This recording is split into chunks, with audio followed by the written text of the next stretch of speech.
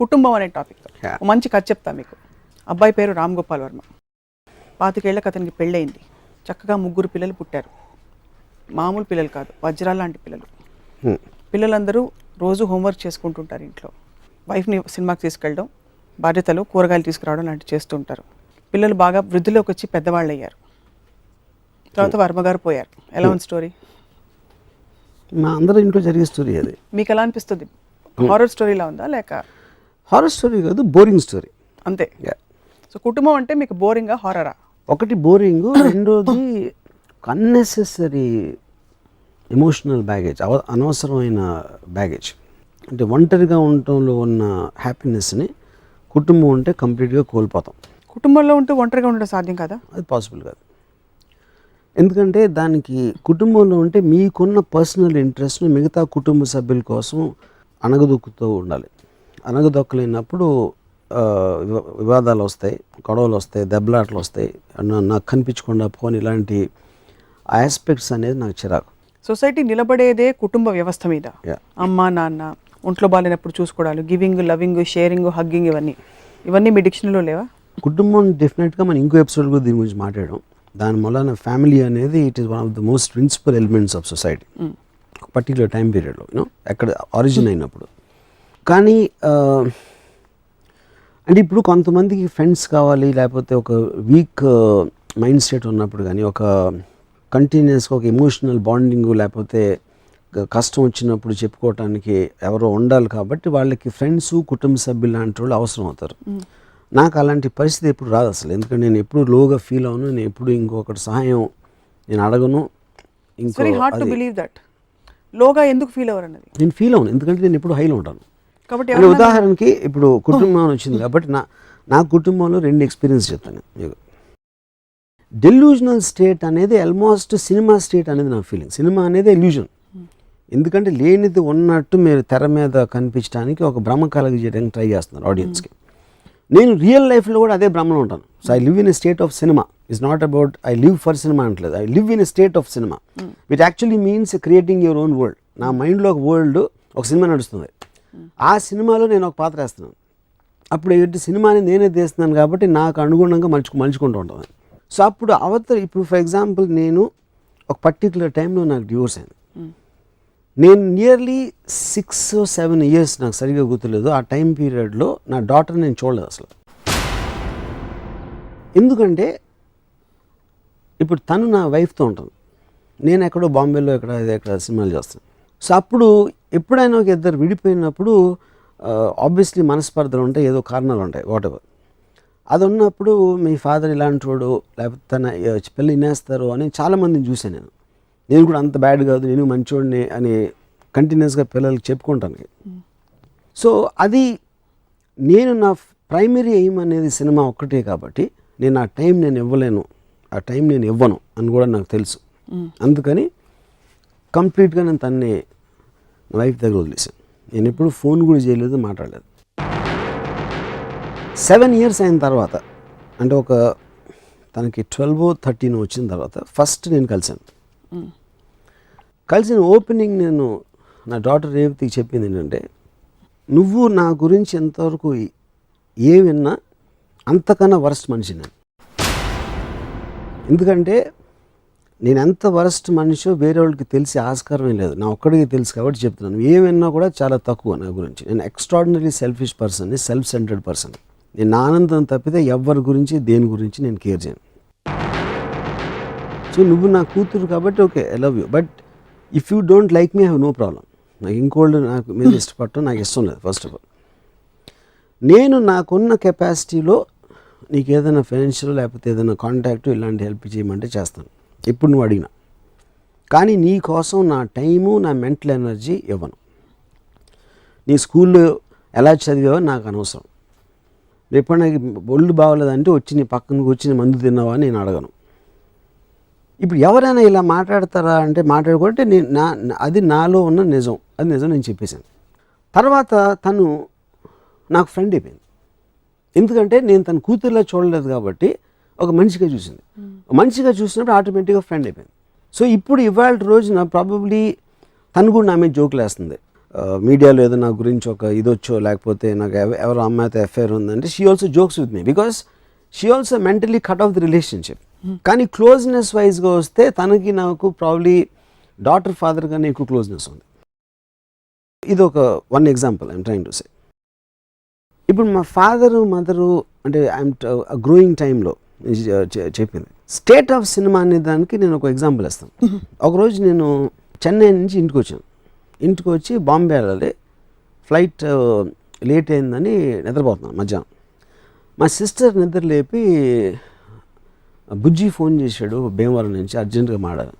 బుజ్జి అని మా distant cousin. So ఆడు ఫోన్ చేస్తే నన్ను ఎందుకు లేదు అంటే ఎప్పుడు నేను కలవను కూడా, బుజ్జిని చాలా రేరుగా కలుస్తున్నాను. ఆడు ఫోన్ చేస్తే నన్ను ఎందుకు నిద్ర లేపింది అని ఒక సెకండ్ అనిపించింది నాకు.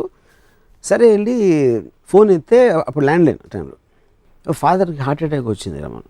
సరే వాళ్ళ ఫాదర్కి హార్ట్ అటాక్ వచ్చింది అనుకోని పక్కన ఎవరైనా ఉన్నారా అన్నాడు. పక్కన ఎవరు అంటే నీకు ఈ పక్కన ఎందుకు అడుగుతున్నా ఉన్నారు, నువ్వు బయటకు వచ్చి ఫోన్ చేయి ఎస్టీడీ బూత్ నుంచి అని చెప్పాడు. సో నేను ఫోన్ పెట్టేసి అక్కడ మా కాలనీ చివరున్న ఫోన్ బూత్కి వెళ్తా ఉంటే నడుస్తూ ఉంటే ఎందుకు నన్ను పక్కన అడిగాడు అని స్లోగా I realise that he's talking about my father. అంటే మా ఫాదర్ ఊర్లో లేరు కూడా నాకు తెలియదు అప్పుడు, ఎందుకంటే నేను ఆ రోజు పొద్దున్న చెన్నై నుంచి వచ్చాను. సో వెనకాల మా బావగారు వస్తూ ఉంటే మా బావని అడిగాను, ఏంటి నాన్నగారు ఎక్కడ ఉన్నారంటే భీమవరం లేదండి. Then I realised.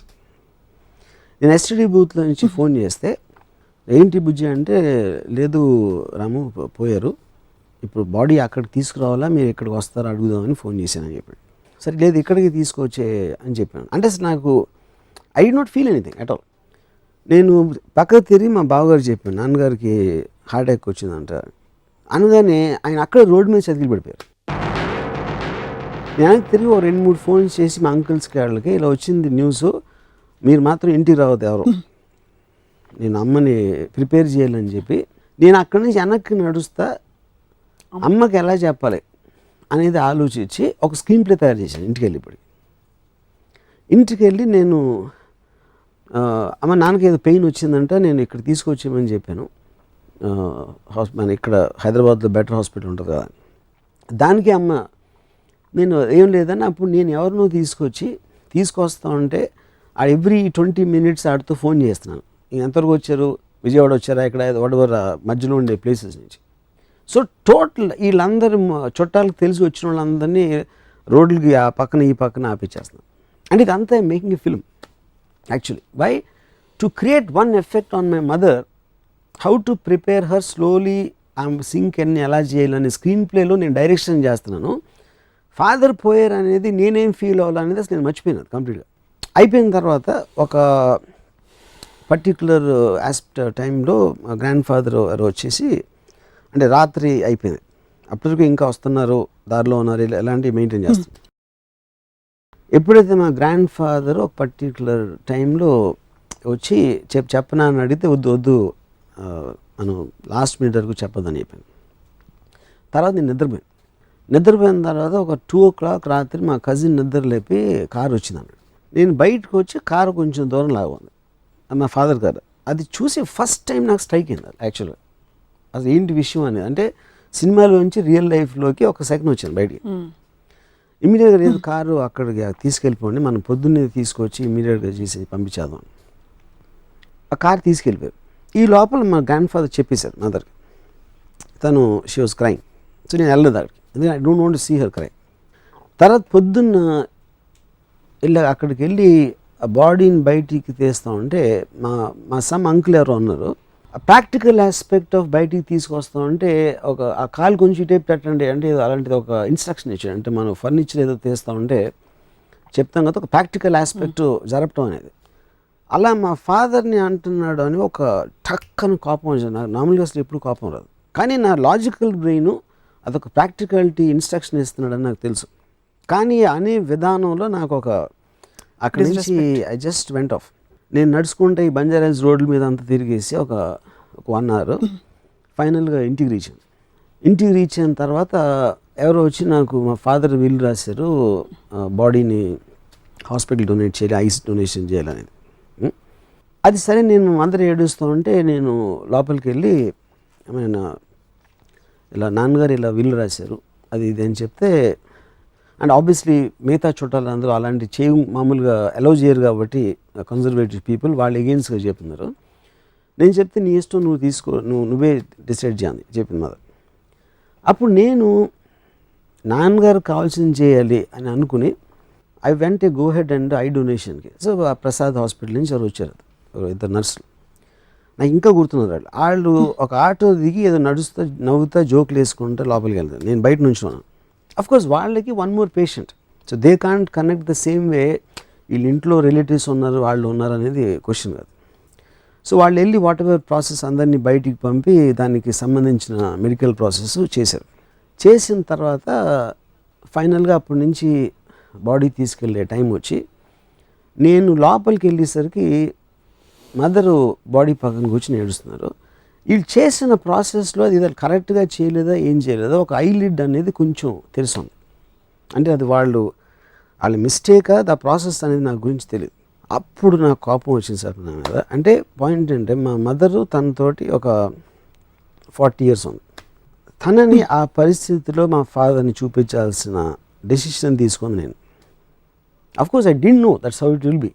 అప్పుడు కేవలం ఒక పోయిన ఆయన మాట నిలబెట్టుకోవటం కోసం ఒక బతికినోడిని అలా సబ్జెక్ట్ చేయటం అనేది నేను ఎన్విజన్ చేయలేకపోయినా అనేది నా పాయింట్.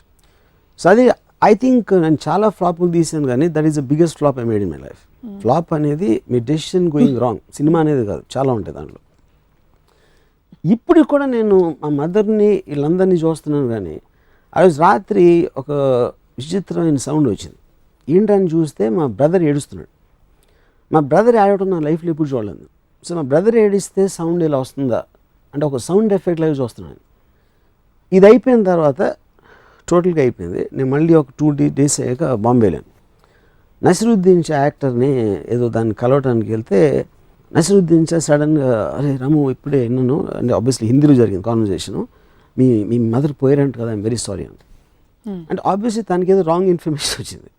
సో నేను ఇప్పుడు మా మదర్ కాదు ఫాదర్ అంటే ఆయన ఎంబారెస్మెంట్ ఫీల్ అవుతాడు కదా అని నేను వదిలేసి అవును అనుసరి. అప్పుడు తను ఆయన మదర్ గురించి చెప్పడం మొదలెట్టాడు. అంటే అప్పుడు నేను చెప్పడం మానేశాను కాబట్టి మళ్ళీ మీ మదర్ వయసు ఎంత, మదర్ పేరు ఏంటి, ఈ కాన్వర్సేషన్ ఎక్కడికి వెళ్ళిపోయింది. ఇప్పుడు మధ్యలో నేను చెప్తే లేదని మదర్ కాదు ఫాదర్ అంటే ముందే ఎందుకు చెప్పలేదు. అంటే it almost became a inefficient comedy in a sense of the word. అది అయిపోయింది. దాని తర్వాత నియర్లీ 7 years అయిన తర్వాత ఒకరోజు నానా పాటేకర్ ఇంట్లో పూణేలో కూర్చుని అబ్ తక్ చెప్పన్ స్టోరీ గురించి డిస్కస్ చేస్తాం. నేను నానా పాటేకర్, ఒక రైటరు, ఒక అబ్ తక్ చెప్పన్ director Shimit Amin.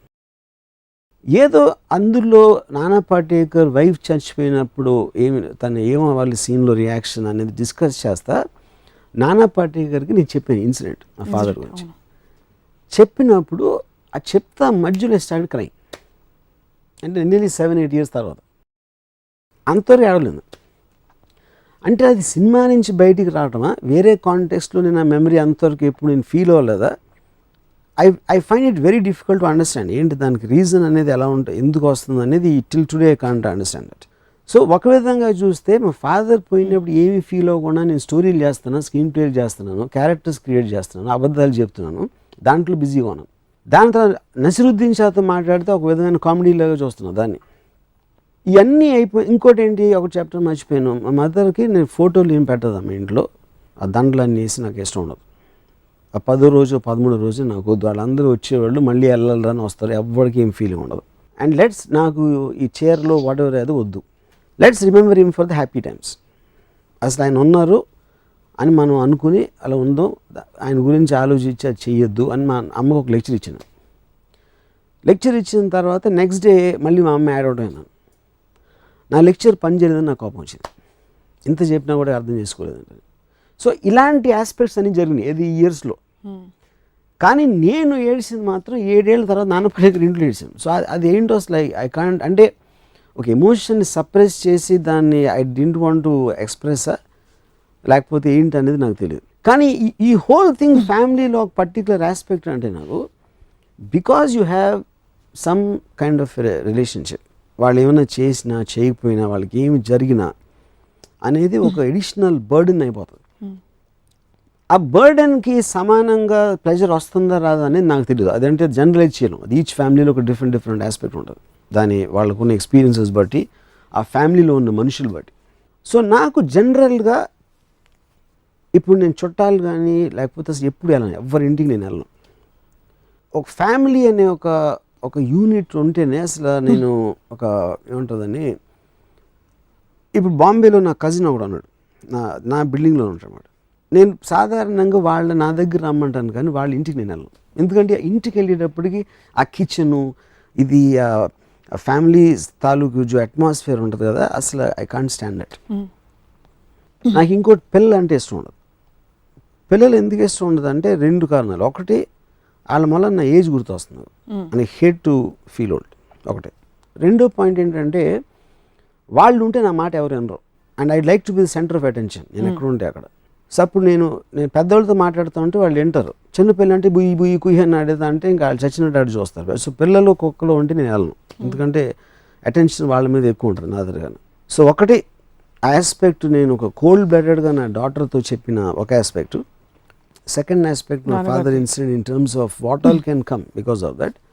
Third is as a unit by it self, that atmosphere I don't like. Yeah, మీలో మీరు తగ్గిపోయింది అనుకునే ఎమోషన్ మీ డాటర్ విషయంలో కనిపించింది. మీ ఫాదర్ గురించి మాట్లాడుతున్నప్పుడు ఆల్మోస్ట్ మీరు కళ్ళలో నీళ్ళు వస్తున్నాయని చూడాల్సి వచ్చింది. అంటే అంత టైమ్ అండ్ స్పేస్లో మీరు ఇన్వాల్వ్ అయిపోయి ఉన్నారు. సో నిజంగా మీరు కుటుంబం ఇష్టం లేదు అని మేబీ వ్యవస్థ పరంగా మనిషి ఫ్రీడమ్ని కట్టేలు చేస్తుంది, ఒక పెరిఫరల్గా ఇష్టం లేదేమో, కానీ బాంధవ్యాలకి మీరు వ్యతిరేకం అని అనిపించట్లేదు. వ్యతిరేకం వల్లనే ఎగ్జాంపుల్స్ చెప్తాను. ఎందుకంటే నాకు ఈ బంధాలు లేనప్పుడు ఈ ఫీలింగ్ ఉండాల్సిన అవసరం లేదు. అప్పుడు నేను ఫుల్ హ్యాపీగా ఉండొచ్చు, ఇంకా హ్యాపీగా ఉండొచ్చు. Of course. గౌతమ్ బుద్ధుడు ఇదే చేసి వెళ్ళిపోయాడా? How do you understand? అంటే మీరు ఆల్రెడీ పురాణాలు మాట్లాడినప్పుడు అంటే ఇప్పుడు గౌతమ్ బుద్ధుడు ఫ్యామిలీ వదిలేసి తను వెళ్ళి అక్కడ కూర్చున్నాడు. నాకు నిజంగా ఏం చేశాడు సరిగ్గా తెలియదు నాకు, ఏం చేశారు అంటే. అప్పుడు ఏదో ఏమంటారు దాన్ని, యోగి అయిపోయి స్మరణ ఏమైనా చేశారా, I'm not very sure about that. కానీ నేను కుటుంబం వదిలేసి నేను భోగ విలాసాలుగా అలవాటు పడిపోయాను. So I can't be compared with Gautam బుద్ధుడు. You went after something, he went after something else. But I went after wine and women, he went after God. Press the bell icon for more updates. Subscribe to iDream. Subscribe to iDream. Please subscribe to iDream. Subscribe to iDream. Please subscribe to iDream. For more such videos, please subscribe to iDream. For more videos, please subscribe to iDream. And you're watching iDream Media. Please like, share and subscribe to the channel. And don't forget to subscribe to iDream. Please subscribe iDream Media. Do subscribe to iDream. Subscribe to iDream Media. Do subscribe to iDream Media. Don't forget to subscribe. Click on the button below. Don't forget to subscribe to iDream.